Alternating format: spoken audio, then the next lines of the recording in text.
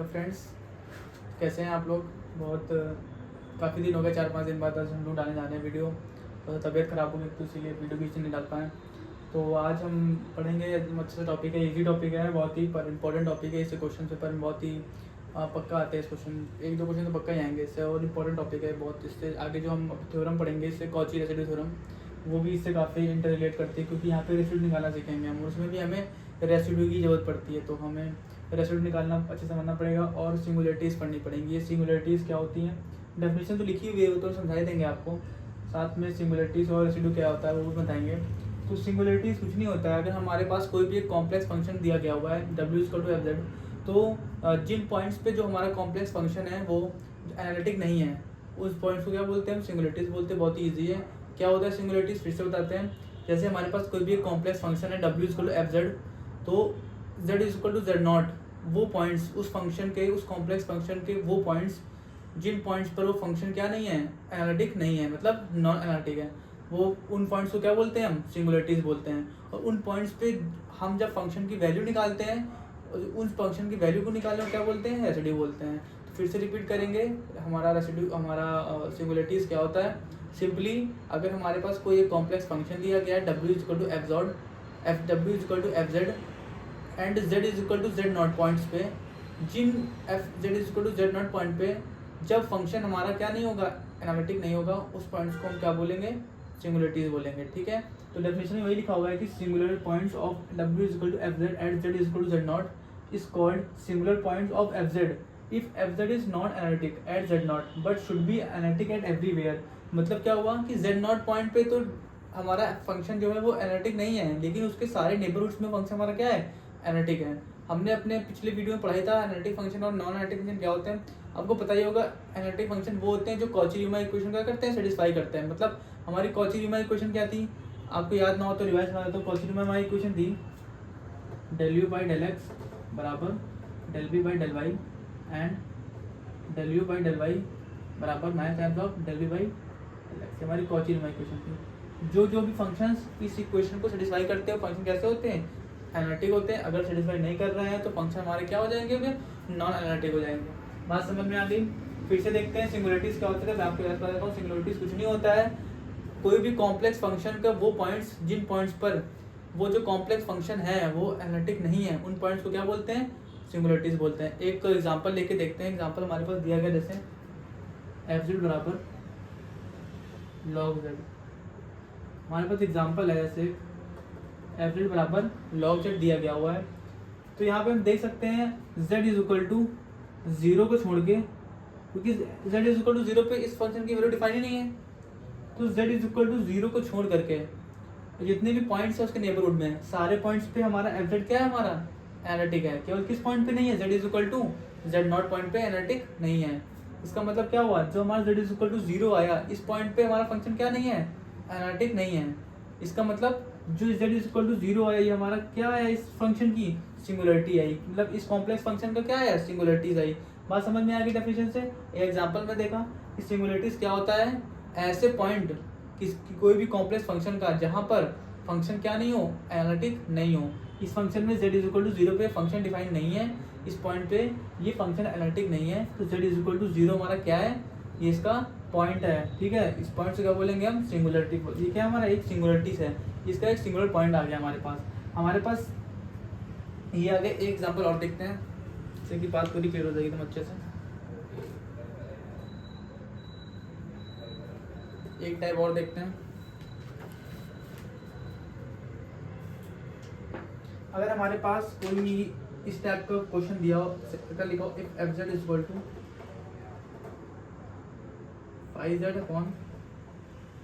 5z/ψz then find the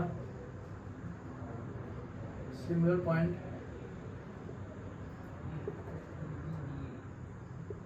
हमारे पास अगर FZ बराबर इस फ्रैक्शन टाइप में कोई भी हमारे पास फंक्शन दिया रहेगा, एनालिटिक फंक्शन, तो अगर हमको इसकी सिंगुलरिटीज निकाली होंगी तो हम किस तरह निकालेंगे।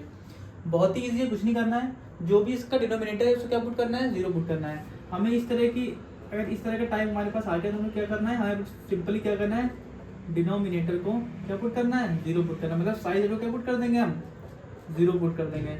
अगर हम सारे z को 0 पुट कर देंगे, उस पॉइंट पर जो भी हमारी z की वैल्यूज आएंगी वो हमारी क्या होंगी, सिंगुलरिटीज होंगी। समझ में आया? सिंगुलरिटीज दो टाइप की होती है, एक होती है सिंगल पोल होती है, एक होती है मल्टीपल पोल। मतलब या तो z इज इक्वल टू 1 आएगा, कुछ भी एक सिंगल वैल्यू आएगी, या तो उसकी मल्टीपल वैल्यू जैसे 1 2 -1 -2 ऐसे करके आएगा। तो हम इसको एग्जांपल से देखते हैं जिससे कि हमें समझ में आएगा कि इस फॉर्म में दिया हो तो हम सिंगुलरिटीज कैसे निकालते हैं।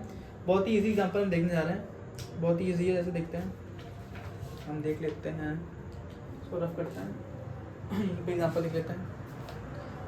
जैसे हमारे पास एग्जांपल दिया गया है, हमारे पास एग्जांपल है, ऐसे लिखा है fz इज इक्वल टू दिया है 12z - 7 2z + 3 और z - 1 का whole square.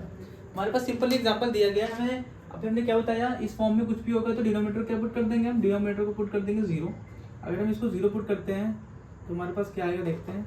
Is equal to 0 आ गया, और यहाँ से क्या है z - 1 का whole square is equal to 0। तो यहाँ से z की वैल्यू हमारे पास क्या है, प्लस में करके -3/2 हो गया। फिर देखो z इज इक्वल टू क्या आया, -3/2। एक ऐसा पॉइंट आ गया, z इज इक्वल टू -3/2, एक ऐसा पॉइंट आ गया जिस पॉइंट पे हमारा कॉम्प्लेक्स फंक्शन क्या है, एनालिटिक नहीं है। क्या है, इस पॉइंट पे फंक्शन हमारा एनालिटिक नहीं है, तो इसी पॉइंट क्या बोलते हैं, सिंगुलरिटीज। और हमारे पास z इज इक्वल टू -3/2 इसका मतलब हमारा सिंगल पोल है, ये हमारा क्या है, सिंगल पोल है। बस समझ में आई। z इज इक्वल टू -3/2 एक ऐसा पॉइंट है जिस पॉइंट पे जो हमारा फंक्शन दिया गया वो क्या है, एनालिटिक नहीं है। उस पॉइंट को क्या बोलते हैं, सिंगुलरिटीज या पोल बोलते हैं। बात समझ में आ गई एग्जांपल से। अब जैसे यहाँ पे z is equal -1 is equal to 0 है, तो z माइनस, तो यहाँ आएगा z इज इक्वल टू 1 के हमारे पास क्या आ जाएंगे, दो पोल आ जाएंगे। मतलब z is equal to z के हमारे पास यहाँ z की वैल्यू कितनी आ जाएंगी, z is equal to z have 2 values. ठीक है, z क्या है, z की कितनी वैल्यू है, यहाँ पे z की 2 वैल्यू है।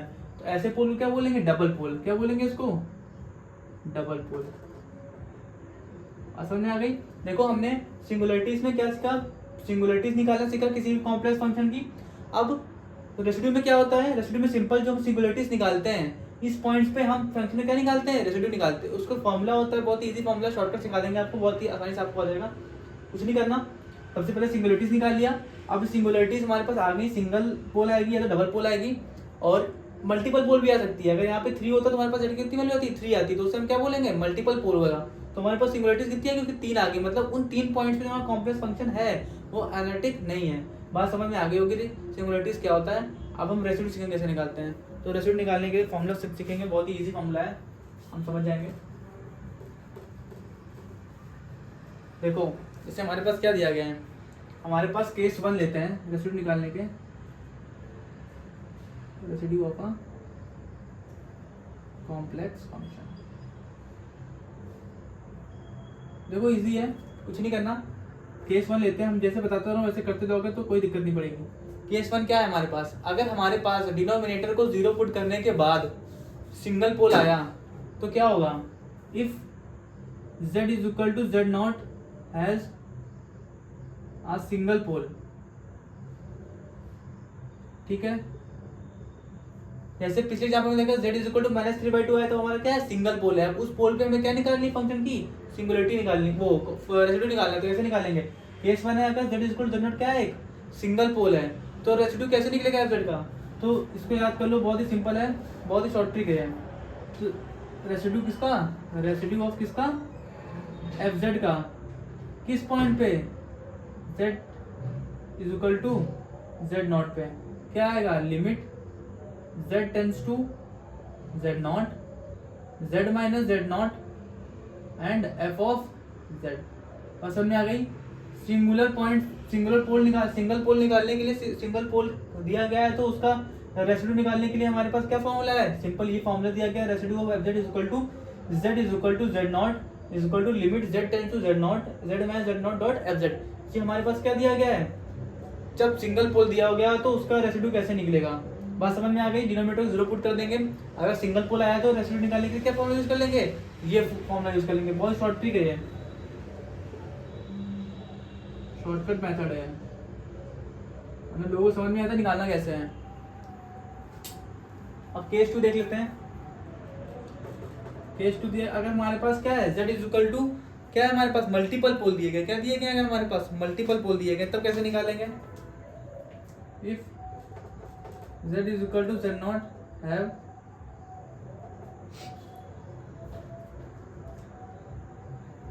एन m ऑर्डर पोल्स, मतलब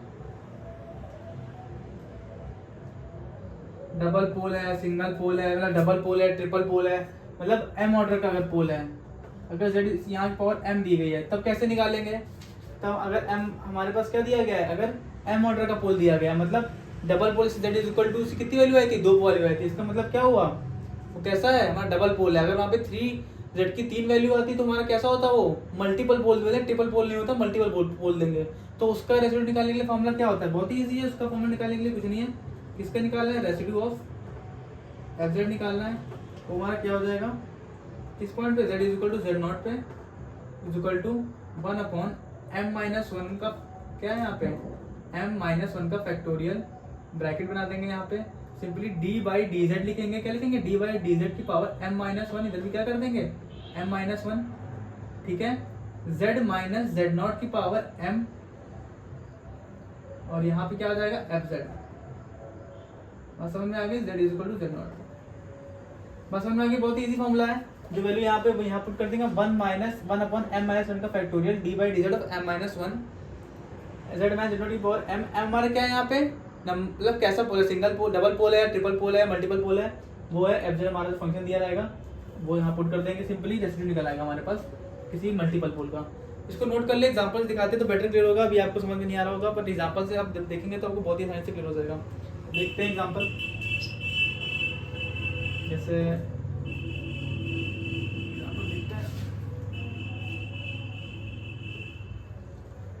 हमारे पास दिया गया है, एग्जांपल लेते हैं, हमारे पास एग्जांपल है, हमें क्या निकालना है, फाइंड, ये क्वेश्चन पेपर पक्का आता है तो ध्यान देखना पड़ेगा, फाइंड द रेसिड्यू ऑफ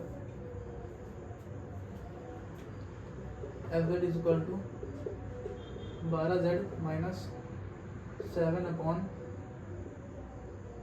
हमारे पास ये दिया गया है और यहाँ पे z माइनस 1 का होल स्क्वायर, हमारे पास सिंपल हमने बताया था, सबसे पहले हम रेसिड्यू निकालने के लिए क्या करेंगे, सबसे पहले हम लोग पोल निकालेंगे, देखेंगे पोल कैसा है, सिंगल पोल है, डबल पोल है, मल्टीपल पोल है, या m ऑर्डर का पोल है, उसके बाद हम क्या करेंगे, उस जो पोल हमारे निकले उस पोल पे क्या निकालेंगे, रेसिड्यू निकालेंगे, सिंपल है, सबसे पहले हम डिनोमिनेटर को क्या पुट करते हैं, 0 पुट कर देते हैं, यहाँ पे z 2z plus 3 is equal to क्या पुट किया हमने, 0 पुट कर दिया, तो हमारे पास z इज इक्वल टू क्या आ गया, -3/2 आ गया, ये क्या है हमारे पास सिंगल पोल है, क्या पोल है, ये सिंगल पोल है, सिंगल पोल के लिए हमने सीखा था कैसे निकालते हैं रेसिड्यू, तो रेसिड्यू ऑफ किसका, fz का, किस पॉइंट पे, z is equal to z not पे क्या आएगा, limit z tends to z nought, क्या z tends to z nought, z minus z nought into fz, ठीक है, पुट करते हैं वैल्यू, तो रेसिड्यू ऑफ fz किस पॉइंट पे, z इज इक्वल टू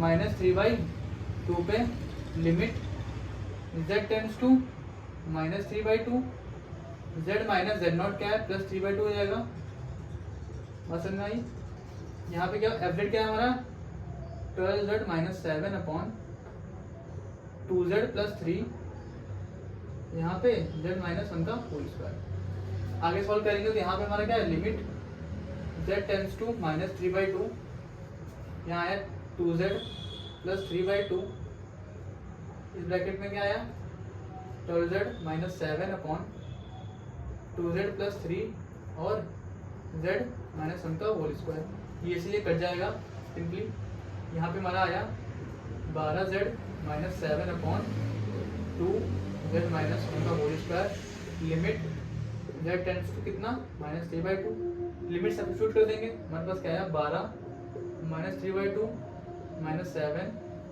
है 2z माइनस 3/2 माइनस 1 का होल स्क्वायर, फिर हमने सॉल्व किया, 6 टाइम कटा, -18 माइनस 7 आया, यहाँ पे क्या आया 2 टाइम्स ऑफ उधर गया तो -2 हो जाएगा, इधर -5/2 25/4 हो जाएगा, यहाँ पे ये रिड्यूस किया 2 टाइम्स चला गया, इसको सॉल्व करेंगे तो हमारा आएगा 18 19 20 18 19 20 और 25 हो गया, -25 अपॉन 25 इंटू 2 ये कट जाएगा, कितना है हमारा -2 आया। इसका मतलब क्या हुआ, इसका मतलब z इज इक्वल टू -3/2 पे जो रेसिड्यू आया इसका fz का, इसका fz का वो क्या आया हमारा -2। ठीक है, इसको सही लिखते हैं, यहाँ पे लिखते हैं, यहाँ पे क्या लिखते हैं, यहाँ पे लिखते हैं कि रेसिड्यू ऑफ इसका fz का इस पे z इज इक्वल टू -3/2 पे कितना आया -2। ठीक है, इस पॉइंट पे निकल आया। अब z इज इक्वल टू 1, अब दूसरे पॉइंट पे चेक करते हैं, देखते हैं उस पॉइंट पे क्या आता है। हमारा दिया गया है, अब हम इस वाले पार्ट को जब अगर 0 पुट करेंगे z -1 का whole square is equal to 0, तो यहाँ पे हमारे पास कैसा निकल के आया, डबल पोल निकल के आया। जैसे कितने निकल के आई, 2 वैल्यू निकल के आई, मतलब कितना हुआ, डबल पोल हुआ। हमारे पास डबल पोल या मल्टीपल पोल निकालने के लिए एक ही फॉर्मूला है, सिंपल। क्या फॉर्मूला है हमारे पास, यहाँ देखते हैं, यहाँ पे होता है रेसिड्यू ऑफ किसका fz, z is equal to z0 पे क्या है 1/m-1 का फैक्टोरियल। ठीक है, यहाँ पे क्या है, यहाँ पे हो गया d/dz ऑफ m-1, यहाँ भी m-1, z z0 की पावर कितना mfz, किस पॉइंट पे, z is equal to z0 पे। ये फॉर्मूला यहाँ पर दिया गया है। यहाँ पे हमारी m की वैल्यू कितनी है, 2 वैल्यू, कितने पोल है हमारे पास, डबल पोल है। ठीक है, इसको रफ कर देते हैं।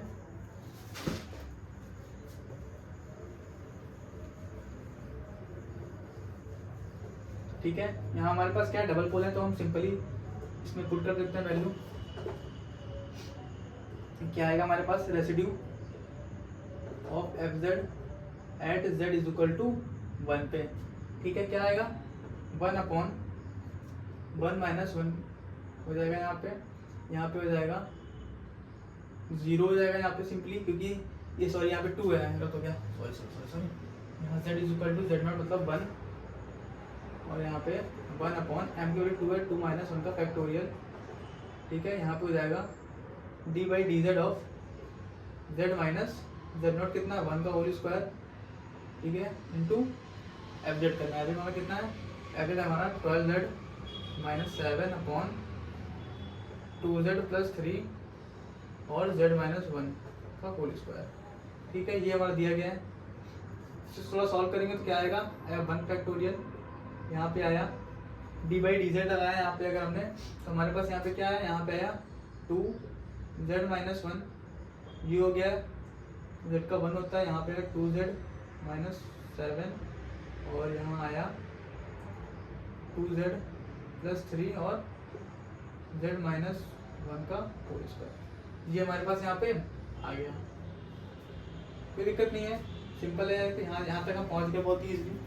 इसके आगे देखते हैं, इसके आगे कैसे सॉल्व करना है।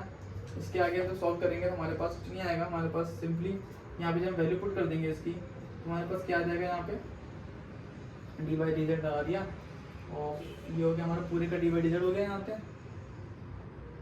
ठीक है, यहाँ पे ये थोड़ा सा सही कर दीजिए, तो हो जाएगा यहाँ पे है इस पूरे का d/dz होता है। ठीक है, तो हमारे पास यहाँ पे आ गया, ये हो गया, यहाँ पे स्क्वायर नहीं कराएगा, सॉरी। ठीक है, ऐसे हुआ हमारे पास, यहाँ पे d/dz है, ये से हो जाएगा हमारा रिड्यूस। अब हम इसको जब डिफरेंशिएट करेंगे, हमारे पास क्या होता है, d/dz ऑफ 12z - 7/2z + 3, किस पॉइंट पे, z इज इक्वल टू 1 पे। जब हम सिंपली इसको डिफरेंशिएट करेंगे तो हमारे पास बहुत ही इजी एक्सप्रेशन बन जाएगा, उसको हम लोग सॉल्व कर लेंगे। जब हम उसको सॉल्व कर लेंगे तो हमारे पास जो भी एक्सप्रेशन आएगा, मान लीजिए हमारे यहाँ पे आया 2z + 3 का होल स्क्वायर हो गया, यहाँ पे इसको करेंगे तो आएगा यहाँ पे 12 2z + 3 - 2 12z - 7, किस पॉइंट पे निकालना है, z इज इक्वल टू 1 पे। ठीक है, अच्छा वैल्यू पुट करेंगे, इसमें पुट करेंगे तो कितना आएगा, यहाँ पे थोड़ा कैलकुलेट करके देखते हैं। 12 हो गया, यहाँ पे आया 1 मतलब 5 हो गया, यहाँ लगा माइनस, यहाँ 12 7 8 9 10 11 12 5 हो गया, और हो गया 10। ठीक है, 10 ही हुआ ना, हाँ 10 हो गया, अपॉन 1 रखो 25 हो गया यहाँ पे। इसको सॉल्व करेंगे 60 - 10 अपॉन 25 हो जाएगा, 50/25। ठीक है। यहाँ पे क्या 50 25 2 आ रहा है। यहाँ पे कितना आया हमारा 2। मतलब रेसिड्यू अगर हमारा डबल पोल पे क्या रेसिड्यू आया 2 आया। कितना रेसिड्यू आया हमारा डबल पोल पे 2 आया। तो हमने फाइंड कर लिया हमारे पास क्या आया residue of F Z at Z is equal to 1 is equal to 2। बात समझ में आ गई। एग्जाम्पल समझ में आ गया। बहुत ईजी एग्जाम्पल है। ऐसे एग्जाम्पल पेपर में भी आएगा। ऐसे ईजी आएगा, कोई दिक्कत नहीं है। बात समझ में कैसे निकालते हैं इस फॉर्मूले। ध्यान रखना है हमें, क्या ध्यान रखना है कि D by D Z of whole का डी जेड है। बात समझ में किसका है पूरे का डी जेड है। ये नहीं कि बस पहले वाले का डी जेड कर दिया बाद वाले का नहीं, कि पूरे ब्रैकेट लगाया मतलब सॉल्व करने के बाद एंड में उसका डिफरेंशिएट करेंगे। निकालने समझ में आके रेसिड्यू क्या होता है। एक क्वेश्चन और दे देते हैं, उसको आप लोग खुद से ट्राई करिएगा, ठीक है। बहुत ही ईजी है वो भी, मैं लिख देता हूँ, तो आप लोग खुद से ट्राई करना, काफ़ी क्लियरिटी आ जाएगी उसमें। हमारे पास क्वेश्चन दिया गया है। क्वेश्चन है find the residue of F Z is equal to 1/z sin z।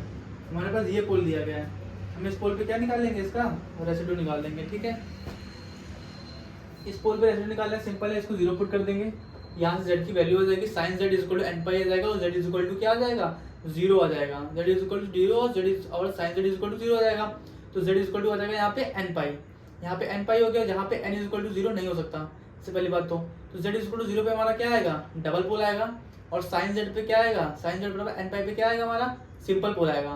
तो z is equal to n pi पे सिंपल पोल आएगा। उसके लिए हम जो पहले फॉर्मूला पढ़ा था F Z minus Z nought F Z limit वाला वो लगा देंगे, और जो हमारा z is equal to 0 double pole है उस पर हमने जो दूसरा फॉर्मूला पढ़ा था मल्टीपल पोल वाला वो लगा देंगे। वहाँ पे m की वैल्यू 2 हो जाएगी, सिंपल पुट कर देंगे और सॉल्व कर लेंगे। ये अपने आप से करिएगा तो काफ़ी क्लियरिटी हो जाएगी।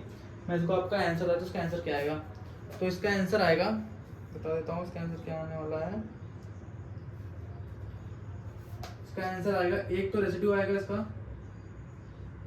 एफ जेड आएगा इसका, जो भी हमारा मल्टीपल पोल में आएगा, डबल पोल में मल्टीपल पोल में आएगा वो आएगा 0, और एक का जो रेसिड्यू आएगा सिंपल पोल है, जो सिंपल पोल पे आ जाएगा इसका -1/2 ठीक है। इसे अपने मन सॉल्व करिएगा, काफ़ी इजी हो जाएगा, बहुत इजीली। अब हम लोग जब अगले लेक्चर में आएंगे तब हम लोग कॉची रेसिड्यू थ्योरम पढ़ेंगे। वो बहुत इजी है, समझा दूंगा आपको, बहुत इजी समझ में आ गया होगा आपको। सिंगुलरिटीज और रेसिड्यू क्या होता है फिर से रिकैप कर लेते हैं एक बार। सिंगुलरिटीज मतलब क्या होता है, सिंगुलरिटीज मतलब होता है कोई भी कॉम्प्लेक्स फंक्शन जिस पॉइंट पे नॉन एनालिटिक होता है उससे क्या बोलते हैं सिंगुलरिटीज बोलते हैं। और उस पॉइंट पे हम क्या करते हैं फंक्शन की क्या निकालते हैं वैल्यू निकालते हैं, उसे क्या बोलते हैं रेसिड्यू बोलते हैं। बात समझ में आ गई, सीख लिया हमने, बहुत ही ईजी था। तो होपफुली आपको समझ में आया होगा लेक्चर। तो देखने के लिए बहुत बहुत थैंक यू आपका, और इसको आप रिवाइज कर लीजिएगा, बहुत ही इंपॉर्टेंट है, पेपर में कंफर्म आएगा ये। Okay, thank you.